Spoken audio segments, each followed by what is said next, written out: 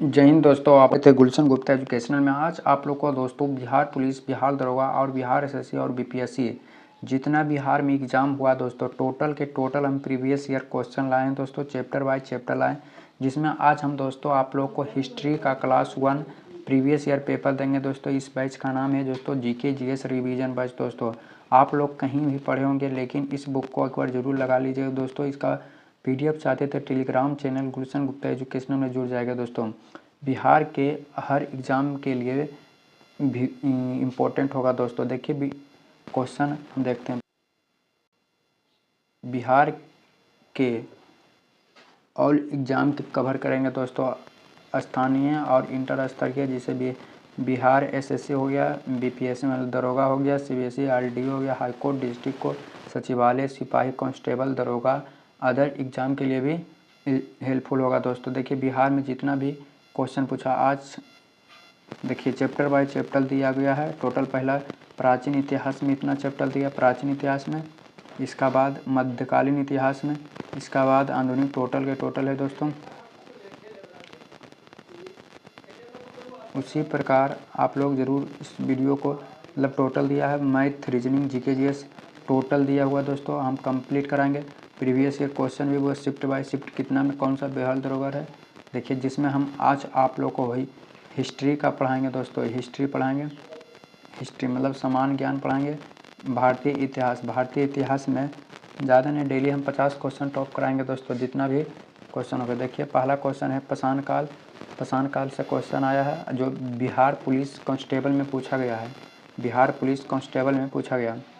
Number 1, मनुष्य द्वारा पहली बार नियोलिथिक युग में पालतू बनाए जाने वाला पशु था दोस्तों। तो ऑप्शन नंबर सी था, कुत्ता को सबसे पहले पालतू जानवर बनाया गया था दोस्तों, सबसे पहले बनाया गया था। नवपाषाण काल, नियोलिथिक युग में मानव ने सर्वप्रथम कुत्ता को पालतू पशु बनाया गया। पाषाण काल में आदमगढ़ तथा बुर्जहोम नामक स्थल से कुत्ते को पालतू बनाने का साक्ष्य मिला है। बुर्जहोम नामक स्थल से कब्र में मालिक के साथ कुत्ता को भी दफनाने की प्रमाण मिला है दोस्तों। बुर्जहोम जो एक स्थान है जहाँ प्रमाण मिला कि कुत्ते और व्यक्ति को एक साथ दफनाने के प्रमाण मिला है दोस्तों। 2 नंबर क्वेश्चन है, नियोलिथिक का अर्थ क्या होता है, तो ऑप्शन नंबर सी हो जाएगा, नवपाषाण काल। या बिहार पुलिस कांस्टेबल में पूछा गया 2012 में दोस्तों। इसका अध्ययन कर लेते हैं। पाषाण काल के उस अवधि को संदर्भित करता है जब पत्थर का उपयोग उपकरण बनाने के लिए किया जाता है, मतलब पत्थर के जो उपयोग बनाने के लिए किया जाता है उसे पाषाण काल कहते हैं। पाषाण काल को 3 भागों में पूरा पाषाण काल, मध्य पाषाण काल और नवपाषाण काल हैं दोस्तों। नवपाषाण काल का सबसे विकसित काल था दोस्तों, नवपाषाण काल सबसे विकसित काल था। इसका लगभग 7000 वर्ष पूर्व माना जाता है दोस्तों। अल-बरूनी किसका दरबारी कवि था दोस्तों? अल-बरूनी किसका दरबारी कवि था? तो ऑप्शन नंबर सी हो जाएगा, गजनवी था दोस्तों, जो पटना हाई कोर्ट में पूछा गया दोस्तों। अल-बरूनी एक फारसी विद्वान था दोस्तों। अल-बरूनी एक फारसी विद्वान हैं, लेखक हैं, जो विचारक और इतिहासकारक था। यह महमूद गजनवी के दरबारी कवि था। इसकी प्रमुख पुस्तक किताब उल हिंद था दोस्तों। इसका प्रमुख पुस्तक किताब उल हिंद है, जिसमें 11वीं शताब्दी में जीवन की वर्णन मिलता है। 4 नंबर क्वेश्चन हो जाएगा, पाषाण युग में काटने के लिए सामान्यतः प्रयुक्त उपकरण को क्या कहते हैं? तो ऑप्शन नंबर बी हो जाएगा दोस्तों। पाषाण काल के उस अवधि को संदर्भ करता है जब पत्थर का उपयोग उपकरण बनाने के लिए किया जाता है। इसे 3 भागों में बांटा गया है दोस्तों। नंबर 1 है पूरा पाषाण काल, जो 25 लाख से 10,000 ईसा पूर्व तक था। मध्य पाषाण काल 10,000 से 6,000 ईसा पूर्व। नवपाषाण काल 6,000 से 1,000 ईसा पूर्व। पाषाण युग में काटने के लिए सामान्यतः गढ़ास का प्रयोग किया जाता है दोस्तों। अगला नंबर क्वेश्चन हो जाएगा, 5 नंबर क्वेश्चन हो जाएगा, सूची 1 सूची 2 को मिलान कीजिए। तो ऑप्शन नंबर हो जाएगा दोस्तों बी हो जाएगा। ऑप्शन नंबर क्या हो जाएगा? बी हो जाएगा। जैसे कालीबंगा कहाँ पलता है दोस्तों? तो राजस्थान में कालीबंगा पलता है। सुरकोटदा भुज कच्छ में पलता है दोस्तों।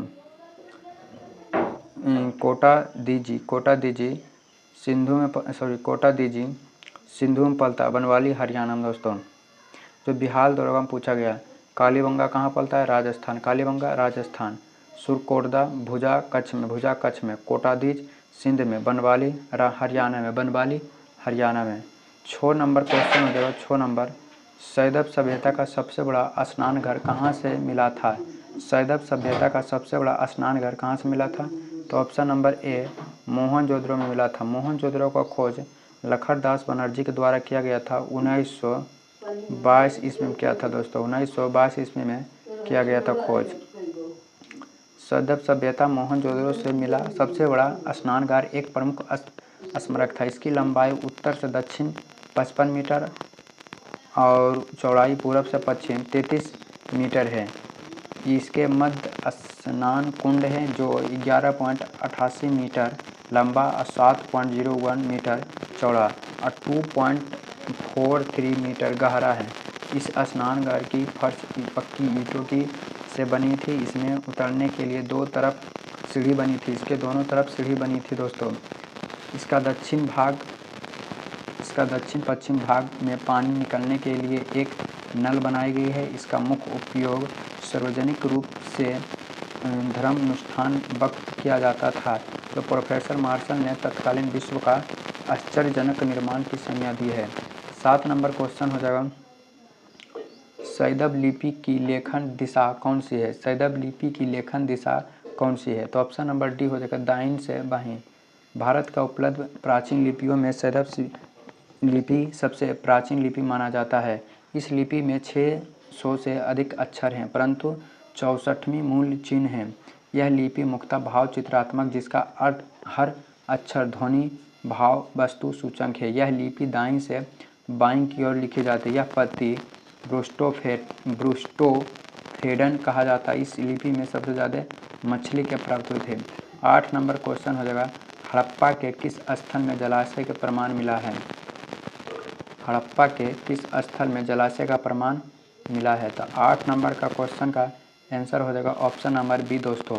हड़प्पा के धोलावीर स्थल से जलाशय के प्रमाण मिला है।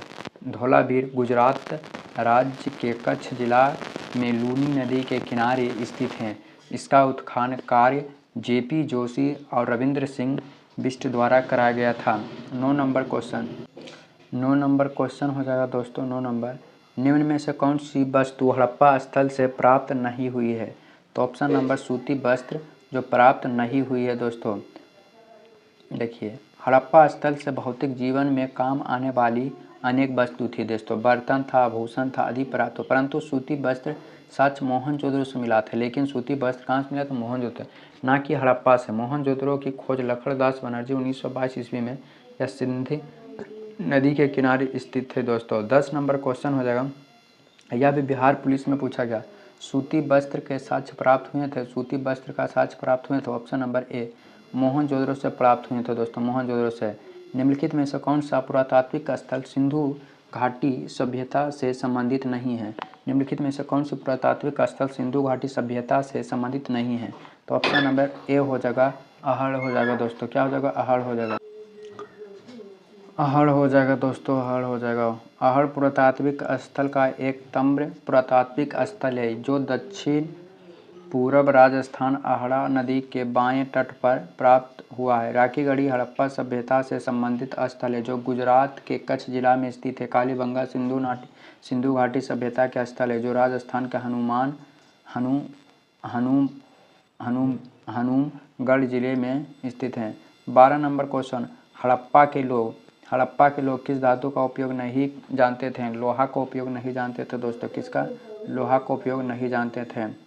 हड़प्पा का खोज 1921 ईस्वी में दयाराम साहनी के द्वारा किया गया था दोस्तों।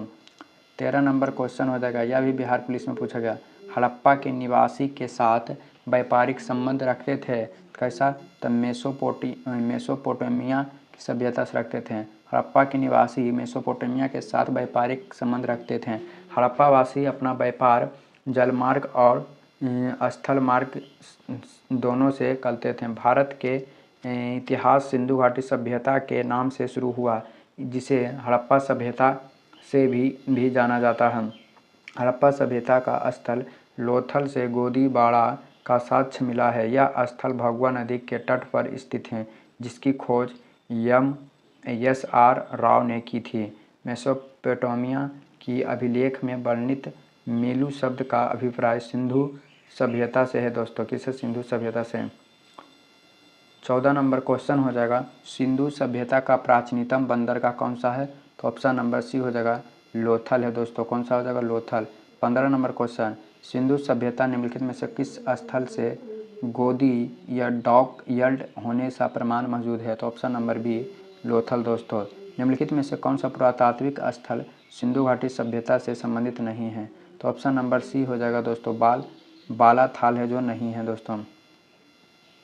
बाकी दोस्तों गुजरात जो है लोथल में, कालीबंगा राजस्थान, रोपड़ पंजाब में है दोस्तों। रोपड़ पंजाब में है। 17 नंबर क्वेश्चन हो जाएगा। 17 नंबर, जोते हुए खेत का प्रमाण सिंधु सभ्यता के किस स्थल से मिला है? सिंधु सभ्यता के किस स्थल से मिला है? तो 17 का हो जाएगा ऑप्शन नंबर ए, कालीबंग मिला है दोस्तों। कहाँ? कालीबंगा मिला है। 18 नंबर क्वेश्चन हो जाएगा। 18 नंबर, सिंधु घाटी सभ्यता की अधिकतर मोहरें निर्मित हैं किससे निर्मित हैं? तो सेल खड़ी से निर्मित हैं दोस्तों। सेल खड़ी से। सिंधु घाटी सभ्यता का अधिकतर मोहरें सेल खड़ी से निर्मित हैं। किससे निर्मित हैं? 19 नंबर क्वेश्चन, मेसोपोटामिया की अभिप्राय हैं दोस्तों किससे हैं? तो ऑप्शन नंबर ए हो जाएगा दोस्तों। ऑप्शन नंबर ए किससे अभिप्राय? दजला और फरात नदियों के बीच उपजाऊ धरती से है। इसका कस्म सभ्यता का उद्गम स्थल माना जाता है। 20 नंबर क्वेश्चन हो जाएगा, सिंधु घाटी सभ्यता से प्राप्त पशुपति सील पर किस जानवर का अंकन नहीं है? किस जानवर का अंकन नहीं है दोस्तों? तो ऑप्शन नंबर हो जाएगा सी, सिंधु घाटी सभ्यता से प्राप्त पशुपति सील मोहर पर बाघ, हाथी, भैंसा, गेंडा आदि जानवर के अंकन है, जबकि गाय का अंकन नहीं है दोस्तों। 21 नंबर क्वेश्चन, सिंधु घाटी सभ्यता के निम्नलिखित स्थानों में से कौन सा गुजरात में स्थित है? तो ऑप्शन नंबर गुजरात में लोथल है दोस्तों। लोथल सिंधु घाटी सभ्यता का सबसे प्रमुख स्थल है। यह गुजरात राज्य में स्थित है। यह बंदरगाह नगर है जो भगवा नदी के तट पर स्थित है। यह इसकी खोज 1957 ईस्वी में एस.आर. राव ने किया था। 22 नंबर क्वेश्चन, लोथल किस नदी के किनारे हैं? तो ऑप्शन नंबर डी हो जाएगा, भगवा नदी के किनारे स्थित हैं दोस्तों। अगला नंबर क्वेश्चन हो जाएगा 23 नंबर क्वेश्चन, भारत में पशुपालन एवं कृषि का प्राचीनतम साक्ष्य प्राप्त हुआ है? तो ऑप्शन नंबर मेहरगढ़ से प्राप्त हुआ दोस्तों। कहाँ? मेहरगढ़ से प्राप्त हुआ है। अगला नंबर क्वेश्चन 24 नंबर, ने सूची 1 सूची 2 को मिलान कीजिए। सूची 1 और सूची 2 को मिलान कीजिए तो ऑप्शन नंबर क्या हो जाएगा? बी हो जाएगा दोस्तों। ऑप्शन नंबर बी हो जाएगा। देखिए कैसे मिलान कीजिए यहाँ पर। पहला दोस्तों, लोथल जो पड़ता है गुजरात में पड़ता है, रोपड़ पंजाब में, राखीगढ़ी हरियाणा में, कालीबंगा राजस्थान में। 25 नंबर क्वेश्चन हो जाएगा, हड़प्पा स्थल किस नदी के किनारे स्थित है? तो ऑप्शन नंबर डी हो जाएगा दोस्तों, हड़प्पा रावी नदी के किनारे स्थित है। इसकी खोज 1921 ईस्वी में दयाराम साहनी के द्वारा किया गया था दोस्तों। हड़प्पा स्थल पाकिस्तान के पंजाब प्रांत में मंटगोमरी जिला में रावी या प्रोसनी नदी के तट पर स्थित हैं। अगला नंबर क्वेश्चन हो जाएगा दोस्तों, अगला नंबर 26 नंबर को, निम्नलिखित में से कौन सी जो कूट को मतलब सम्मिलित करना है, मतलब मिलाना है दोस्तों? तो ऑप्शन नंबर हो जाएगा दोस्तों सी हो जाएगा। ऑप्शन नंबर सी हो जाएगा। देखिए कौन सा, सिंधु जो है कोटाजी में है, पश्चिम पंजाब सरायखोल में है, दक्षिण बलूचिस्तान बालाकोटा में है, हरियाणा राखीगढ़ी में दोस्तों। सिंधु घाटी सभ्यता के लोग पूजा करते थे, किसके पूजा करते थे? तो पशुपति के पूजा करते थे दोस्तों। किसका? पशुपति के। सिंधु नदी के किनारे बसा भारत के प्राचीनतम नगरीय सभ्यता को सिंधु घाटी सभ्यता या सैदव सभ्यता कहकर पुकारा जाता है। हड़प्पा सभ्यता के धार्मिक जीवन के बारे में अधिकांश जानकारी पुरातात्विक स्रोत से प्राप्त होती है। सिंधु घाटी सभ्यता के लोगों द्वारा पशुपति की पूजा या मृत्यु देवी की पूजा या नाग की पूजा या वृक्ष की पूजा मिली है। 28 नंबर, सैदव सभ्यता निवासियों द्वारा इनमें से किस धातु का प्रयोग सर्वाधिक किया जाते थे? तो ऑप्शन नंबर कांसा का प्रयोग। सैदव सभ्यता या हड़प्पा सभ्यता के निवासियों द्वारा कांसा धातु का प्रयोग सर्वाधिक किया जाता है, जो तांबा और राग लपटीन का मिश्रण होता है। इस सभ्यता का विकास सिंधु एवं घाघर प्राचीन सरस्वती के किनारे हुआ है। हड़प्पा, मोहनजोदड़ो, कालीबंगा, लोथल, धौलावील और राखीगढ़ी इसका प्रमुख केंद्र हैं। सैदब निवासियों के धार्मिक जीवन में कौन सा तत्व विद्यमान नहीं है? तो ऑप्शन नंबर हो जाएगा विशिष्ट मूर्ति की पूजा दोस्तों। अगला नंबर क्वेश्चन हो जाएगा 30 नंबर, हड़प्पा किस देश में स्थित है दोस्तों? तो Harappa option number A Pakistan में स्थित है दोस्तों। कहाँ? पाकिस्तान में स्थित है हड़प्पा दोस्तों। हड़प्पा पाकिस्तान के प्रांत पंजाब के प्रांत में स्थित जो साहिवाल जिले में रावी नदी के बाईं तट पर स्थित हैं, जो भारत के इतिहास में सिंधु घाटी सभ्यता से प्रारंभ होता है दोस्तों। अगला नंबर क्वेश्चन 31 नंबर, हड़प्पा सभ्यता का औजार एवं हथियार अधिकतर बने होते थे। ऑप्शन नंबर डी तम्र के, टीना के, कांच के। इसके प्राचीनतम सभ्यता में सबसे ज़्यादा हथियार टीन के बने होते थे। 32 नंबर क्वेश्चन हो जाएगा, एक विशाल सार्वजनिक स्नानघर जो ग्रेट बाथ सिंधु घाटी सभ्यता के कौन सा स्थल से मिला है? तो ऑप्शन नंबर डी हो जाएगा मोहनजोदड़ो से मिला दोस्तों। मोहनजोदड़ो की खोज 1922 में लखनदास बनर्जी ने किया था। मोहनजोदड़ो की खोज आर.डी. बनर्जी ने कब किया था? तो 1922 ईस्वी में किया था दोस्तों। ऑप्शन नंबर बी हो जाएगा। 34 नंबर क्वेश्चन, निम्न में से कौन सा सैदब स्थल पंजाब में है दोस्तों? तो ऑप्शन नंबर डी हो जाएगा हड़प्पा, रायमन, डेहरी, सरायखोला और जलीलपुर दोस्तों। जलीलपुर हो जाएगा। मोहनजोदड़ो का शाब्दिक अर्थ क्या होता है दोस्तों? मृतकों का टीला होता है दोस्तों। क्या होता है? मृतकों का टीला होता है। सिंधु घाटी सभ्यता के किस लिए प्रसिद्ध था दोस्तों? तो शिकार के लिए, गेहूं की खेत के लिए, स्टील के लिए या घोड़सवारी के लिए दोस्तों। तो हो जाएगा ऑप्शन नंबर बी हड़प्पा सभ्यता मेहरगढ़ से 7000 ईसा पूर्व लगभग गेहूं उत्पादन के साक्ष्य मिला है। इसे नवीनतम खोज के अनुसार भारतीय उपमहाद्वीप कृषि साक्ष्य वाला स्थल उत्तर प्रदेश के संत कबीर नगर जिले में लाहौर देवा, जहाँ 37 नंबर सिंधु घाटी सभ्यता के लोग किस देवता की पूजा करते थे? ऑप्शन नंबर सी पशुपति की पूजा करते थे दोस्तों। अगला नंबर क्वेश्चन 38 नंबर, सिंधु सभ्यता के बारे में कौन सा कथन असत्य है? ऑप्शन नंबर डी लोग लोहे से परिचित नहीं थे दोस्तों, बाकी सबसे परिचित थे। कृषि की शुरुआत हुई थी दोस्तों। तो ऑप्शन नंबर बी हो जाएगा। 7000 वर्ष के आसपास में कृषि की शुरुआत हुई थी। 40 नंबर क्वेश्चन, निम्न में से कौन सा एक अनुसार है? तो ऑप्शन नंबर सी हो जाएगा दोस्तों। पहले मिस्र हुआ था, इसका बाद सुमेरियन, इसका बाद सिंधु घाटी, इसका बाद यूनानी दोस्तों। विश्व का सबसे प्राचीन सभ्यता मिस्र की सभ्यता मानी जाती है। इसके कला अनुसार 3100 ईसा पूर्व के आसपास माना जाता है। इसका उपरांत मेसोपोटामिया या सुमेरियन की सभ्यता तो 3000 ईसा पूर्व के माना जाता है। सुमेर की सभ्यता का मुख्य नगर था। सिंधु घाटी सभ्यता 2350 से 1750 का माना जाता है। काशीयुग सभ्यता था। यूनान 800 से 1600 माना जाता है। अब 41 नंबर क्वेश्चन हो जाएगा, प्राचीनतम वेद में कौन सा है दोस्तों? तो ऑप्शन नंबर बी ऋग्वेद। ऋचिकाओं के क्रमबद्ध ज्ञान के संग्रह को ऋग्वेद कहते हैं। इसमें 10 मंडल, 1028 सूक्त, 10,552 ऋचाएँ हैं। इस वेद से आर्य की राजनीतिक प्रणाली, इतिहास एवं ईश्वर की महिमा के बारे में जानकारी मिलती है। ऋग्वेद के तीसरे मंडल में प्रसिद्ध ज्ञात्री मंत्र सूर्य देवता सवित्री को समर्पित है दोस्तों। 42 नंबर क्वेश्चन, कौन सा वेद जो धार्मिक अनुष्ठान की सिद्धांतों या पद्धति का उल्लेख हुआ है? तो ऑप्शन नंबर सी हो जाएगा यजुर्वेद हो जाएगा दोस्तों। कौन सा वेद? यजुर्वेद। 43 नंबर क्वेश्चन, निम्न में से कौन सा ग्रंथ वैदिक साहित्य का हिस्सा नहीं है? तो ऑप्शन नंबर डी हो जाएगा वेदांग, जो हिस्सा नहीं है दोस्तों। वेदांग हिस्सा नहीं है। वेदांगों ग्रंथ वैदिक साहित्य का हिस्सा नहीं है। वेदों को सही ढंग से समझने के लिए वेदांग की रचना की गई। इनकी संख्या 6 होते हैं। कौन शिक्षा, कल्प, व्याकरण, निरुक्तम, छंद और ज्योतिष दोस्तों। इनमें से कौन सा मिलान सही कीजिए? तो ऑप्शन नंबर हो जाएगा ये हो जाएगा शिक्षा वेदों को मंत्र का उच्चारण करने के लिए विधि है दोस्तों। यज्ञ, कल्प करने के लिए व्याकरण, प्रत्यक्ष स्वर्ग पढ़ने के लिए शब्दों का अर्थ, निरुक्तम कला का ज्ञान, ज्योतिष और कला के ज्ञान, वैदिक मंत्रों का पाठ, छंद।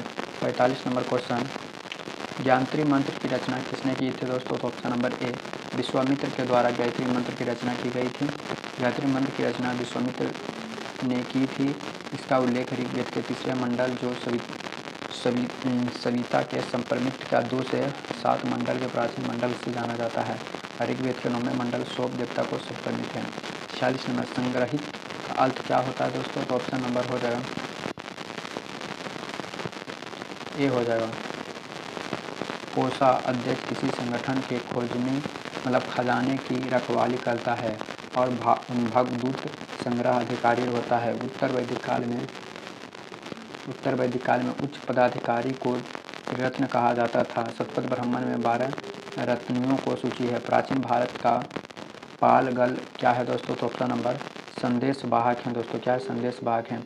यज्ञ की देखरेख कौन करता था? तो ऑप्शन नंबर हो जाएगा बी दोस्तों, ब्राह्मण करता था। क्या करता था? ब्राह्मण करता था।